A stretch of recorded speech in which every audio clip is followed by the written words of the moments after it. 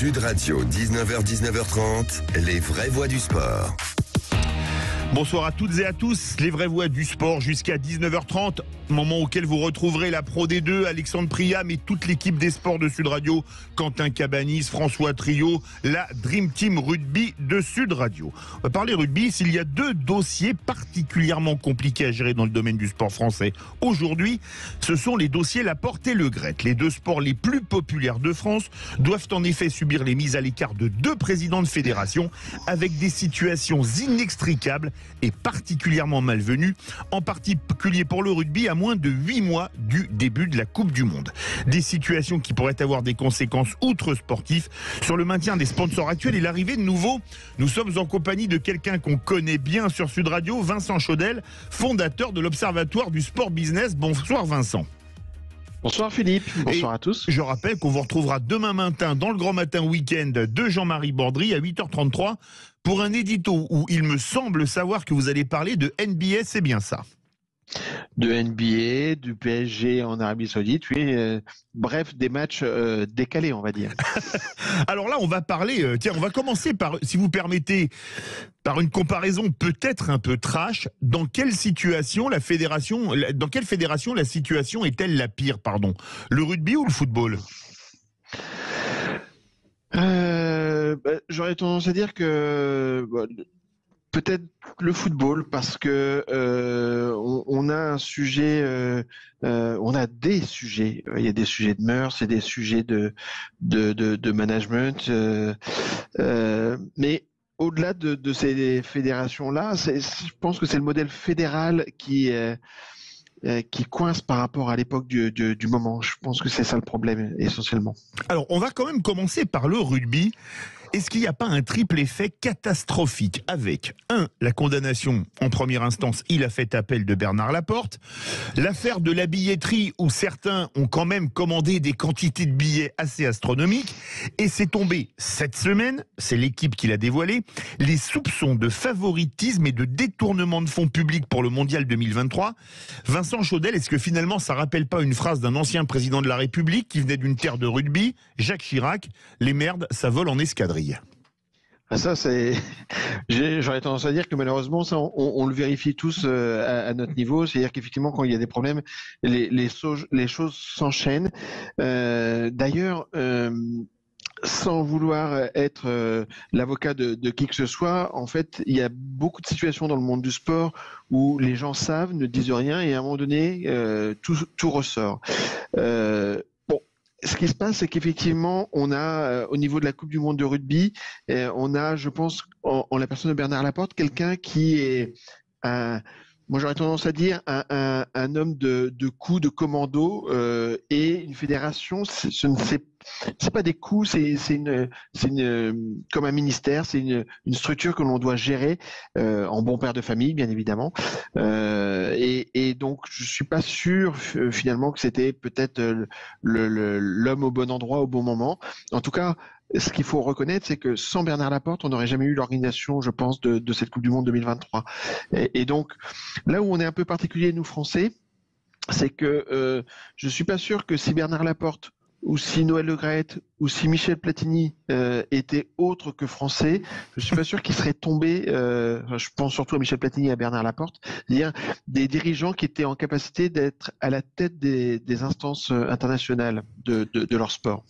Alors justement, la condamnation de Bernard Laporte, en première instance, je le rappelle, il a fait appel, est due à une relation, on va dire, assez particulière avec un sponsor, le sponsor maillot des Bleus, Altrad.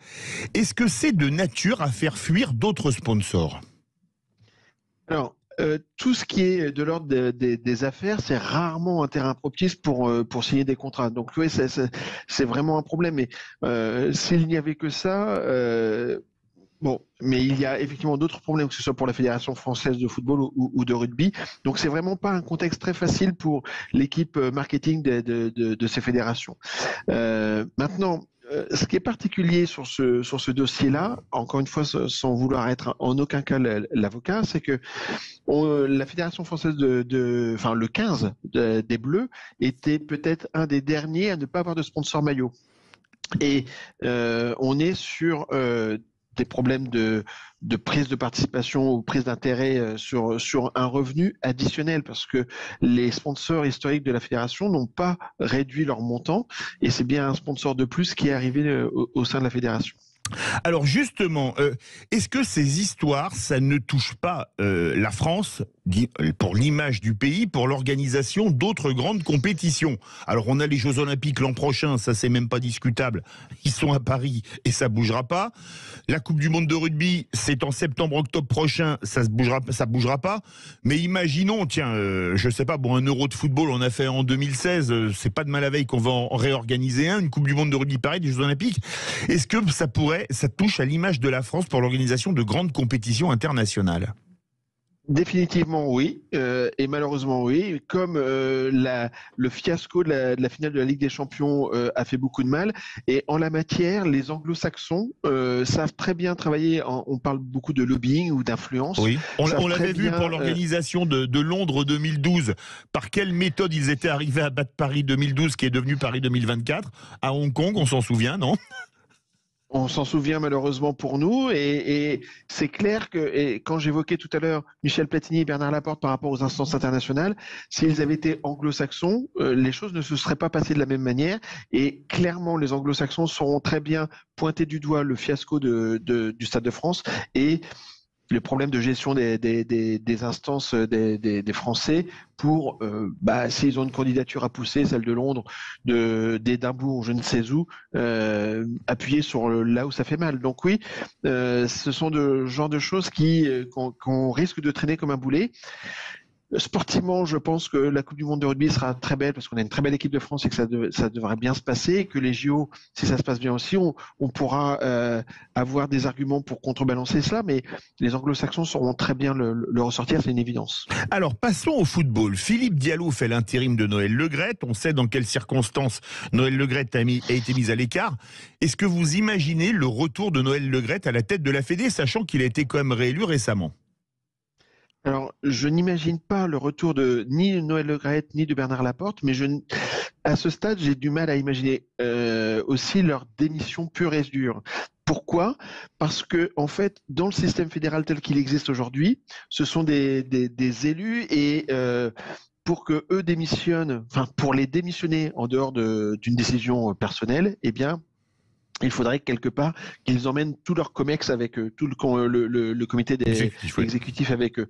Et globalement, c'est un peu l'intérêt de tout le monde de rester élu, parce que si vous démissionnez aujourd'hui, vous n'êtes en aucun cas certain d'être élu sur le coup d'après. C'est sûr. Donc moi, aussi paradoxal que ça puisse paraître, je pense que, sauf décision unilatérale de leur propre chef de dire je démissionne, sinon je pense qu'ils ne seront pas démissionnés, ils seront mis en retrait, ce qui a été le cas et pour l'un et pour l'autre, et qui resteront en fonction jusqu'à la fin de leur mandat. Vincent Chaudel, Didier Deschamps a été prolongé jusqu'à la Coupe du Monde 2026, donc dans 3 ans et demi.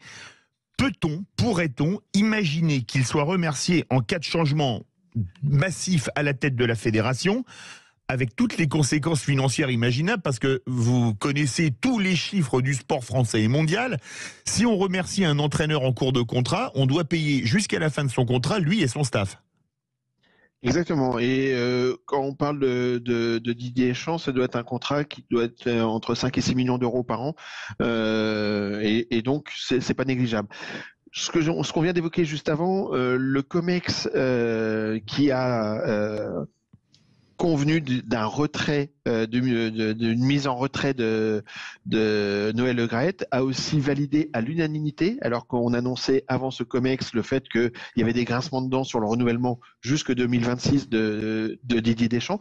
Ils l'ont reconnu à l'unanimité, ils l'ont validé à l'unanimité. Donc, si le COMEX ne démissionne pas avec Noël Le Graët, il n'y a aucune raison de remettre en cause ce contrat-là.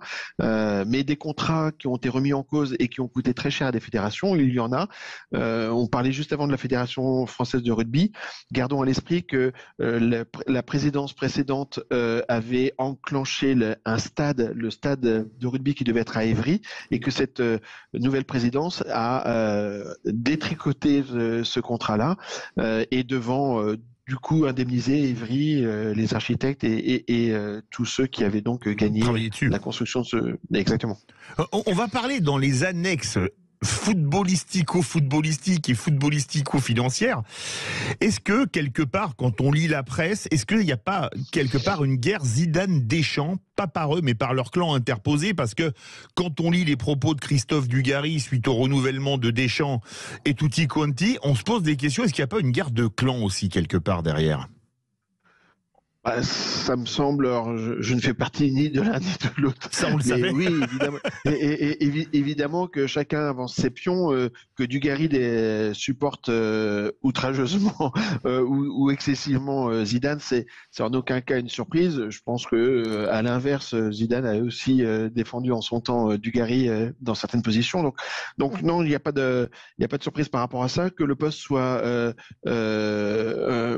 désiré par Zidane, on le sait. Il n'en a pas fait secret non plus, mais ça c'est une question de temps à ce niveau-là. Je pense que les choses se feront, mais il y a des sujets de clan et je pense que le sportif à ce niveau-là, je ne crois pas que ce soit le principal problème du monde fédéral actuellement. Je pense qu'on a aujourd'hui, que ce soit Deschamps ou Zidane ou dans d'autres sports, Galtier au niveau du rugby, je pense qu'en France, on a de très bons techniciens, on a une très bonne formation, quel que soit le sport, le handball le démontre régulièrement, le basket aussi. Donc je crois que le problème du monde fédéral aujourd'hui n'est pas au niveau du sportif. Et est-ce que cette affaire, ça risque de toucher l'image du football français? Puisque on rappelle une chose, le football français, il y a le football professionnel avec la Ligue nationale de football notamment, et il y a aussi le football amateur qui vit sur les rentrées, parce que quand on voit des scandales comme ceci, parce qu'il y a quand même des affaires de... peut-être pas de harcèlement, si quand même de harcèlement sexuel, manifestement, il y a des affaires de harcèlement sexuel, etc. Est-ce que ça risque pas de refroidir certains sponsors tant que l'équipe actuelle restera en place? Alors, il y a plusieurs choses. Je pense que toutes les affaires dont on parle font du mal au sport en général. Et quand je dis au sport en général, c'est que ça ne se limite pas au football ou au rugby. Il y a eu des problèmes de mœurs dans les sports de glace, il y a eu des problèmes de mœurs dans le tennis. Donc, dans le sport de glace, il y avait carrément des viols, et dans le tennis, il y en a eu aussi, hein. Exactement, et malheureusement dans d'autres sports également. Donc, quand on est parent et que l'on dirige ses enfants vers tel ou tel sport, parce qu'on croit aux valeurs du sport, on croit aux valeurs éducatives qui sont une réalité, et qu'il y a ces affaires-là qui explosent à droite ou à gauche, ça fait du mal au sport. De toute façon, ça c'est une réalité. Pour tout ce qui est du sponsoring, oui, c'est un sujet où il faut faire très attention. Aujourd'hui, le sport amateur, le sport fédéral est dépendant du sport professionnel. Sur le budget de l'équipe de la Fédération française de football, on doit avoir un budget de l'ordre de 260 millions d'euros. Il doit y avoir quelque chose comme 180 ou 190 millions d'euros qui sont liés à la partie professionnelle, c'est-à-dire liés à l'équipe de France, ce qui est énorme, au contrat Nike, aux droits télé et autres sponsors, avec ou sans joueurs voulant faire la publicité des annonceurs au passage. Quand on prend le cas du tennis, la fédération, son budget, elle est au plus des 3/4 lié à Roland-Garros, par exemple, au tournoi Roland-Garros. Donc, il y a une vraie dépendance économique du sport amateur, du sport fédéral au sport professionnel. Et d'ailleurs, moi, je reste convaincu, alors peut-être parce que j'ai fait ma thèse au Canada, mais que la vision nord-américaine est la bonne, c'est-à-dire que avoir un lien de solidarité entre le sport pro et le sport amateur me semble terriblement important, et il doit s'exercer au niveau financier. Ne demandons pas au sport professionnel de fonctionner comme le sport amateur, mais exigeons de lui qu'il soit solidaire économiquement avec le sport amateur. Quand on voit les affaires qui frappent la FFF, que peut faire la ministre Amélie Oudéa-Castéra? Elle a un pouvoir d'action. Et puis on va voir un peu plus haut, Emmanuel Macron est un grand fan de sport. Est-ce que si jamais les pressions de la ministre ne marchent pas, ça peut monter encore de 2 grands? Alors, c'est tout le paradoxe. C'est-à-dire, techniquement en France ou juridiquement en France, oui, ils ont tous les pouvoirs. Mais pratiquement, non, parce que en fait, en France, c'est l'État qui est propriétaire du sport et qui délègue sa puissance publique aux fédérations. Et donc, il y a un lien de subordination. L'État, le ministère est au-dessus. Sauf que les fédérations, elles sont aussi membres de confédérations continentales et mondiales. L'UEFA pour le football et la FIFA au niveau mondial. Exactement, le World Rugby pour le rugby, etc., etc. Mais dans cette structure, le monde du sport s'est depuis plus d'un siècle construit avec une volonté d'indépendance par rapport au monde politique. Et à chaque fois que le monde politique est intervenu, il y a eu des sanctions ou des menaces. Par exemple, dans le cas de Naïsna, qui a été réellement jugé comme un affront à la France, et c'était, je pense, le cas, quand le président Sarkozy et sa ministre Roselyne Bachelot et sa secrétaire d'État Ramayad ont voulu intervenir. Très vite, la FIFA leur ont dit attention, c'est une affaire sportive, ça doit rester une affaire sportive. Rappelons-nous que quand le président polonais qui s'est tué en avion a destitué le président de la fédération polonaise de football, très vite on lui a dit soit vous le remettez en place, soit vous perdez l'organisation de l'Euro 2012. Et ça s'est remis en place tout de suite. Donc on voit bien qu'il y a vraiment cette volonté-là. Et donc du coup, et on comprend maintenant mieux la prise de position de la ministre qui était de dire « je demande au COMEX de prendre leurs responsabilités et de démissionner ou de faire démissionner le président. » Et c'est à peu près tout ce qu'elle peut faire en l'état. Sauf que je pense qu'il y a des pistes de réforme de gouvernance. Alors, des pistes qui peuvent être liées au ministère et des pistes qui peuvent être liées au monde fédéral lui-même. Le ministère, lui, il a quand même un lien important. Tous les cadres techniques, les DTN, les CTR, c'est-à-dire les conseillers techniques régionaux, etc., sont des cadres mis à disposition et sont payés par l'État. Donc, il y a des conventions d'objectifs qui sont signées entre les fédérations et le ministère de tutelle. Et donc là, il y a un levier clairement sur des ambitions sportives, des résultats bien évidemment, mais aussi des rôles éthiques ou une posture, et là il y a matière à agir. Merci beaucoup Vincent Chaudel, fondateur de l'Observatoire du Sport Business, qu'on retrouvera demain matin à 8h33 dans le Grand Matin Week-end de Jean-Marie Bordry pour son édito, comme tous les week-ends. Merci à vous. Exactement. Tout de suite, on va retrouver l'équipe des sports, non pas pour la Pro D2, à bientôt, mais à culpa, parce que c'est la dernière journée de Champions Cup. On souhaite le meilleur au club français et on va évidemment parler de la liste des 42 pour le tournoi des 6 nations. Mais tout de suite, conseil de famille, Stéphane Moller.